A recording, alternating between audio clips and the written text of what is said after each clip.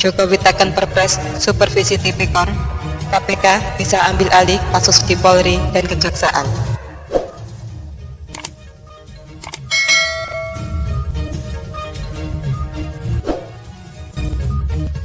Presiden Joko Widodo menaikkan peraturan presiden atau Perpres nomor 102 tahun 2020 tentang pelaksanaan supervisi pemberantasan tindak pidana korupsi. Dalam belai tersebut, Komisi Pemberantasan Korupsi atau KPK berwenang mengambil alih kasus korupsi yang ditangani Polri dan Kejaksaan. Ketentuan tersebut termaktub dalam pasal 9 ayat 1 Perpres nomor 102 tahun 2020 yang merupakan peraturan turunan dari pasal 10 ayat Undang-Undang nomor 19 tahun 2019 tentang KPK. Adapun dalam melakukan pengambil alihan perkara korupsi, KPK memberitahukan kepada penyidik dan atau penuntut umum yang menangani perkara tersebut.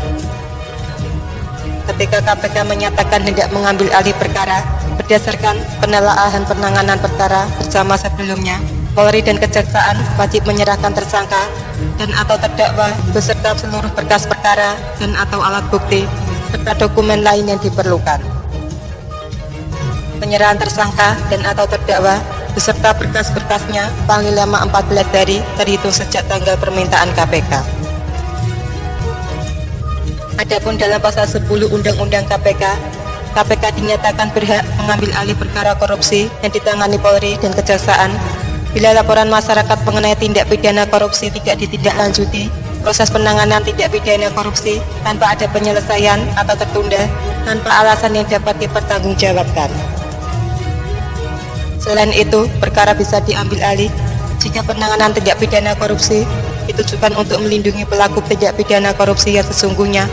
Lalu bila penanganan tindak pidana korupsi mengandung unsur tindak pidana korupsi, kemudian bila ada hambatan penanganan tindak pidana korupsi karena campur tangan dari pemegang kekuasaan eksekutif, yudikatif, atau legislatif. Kemudian perkara bisa diambil alih KPK bila ada keadaan lain yang menurut pertimbangan kepolisian atau kejaksaan penanganan tindak pidana korupsi sulit dilaksanakan secara baik.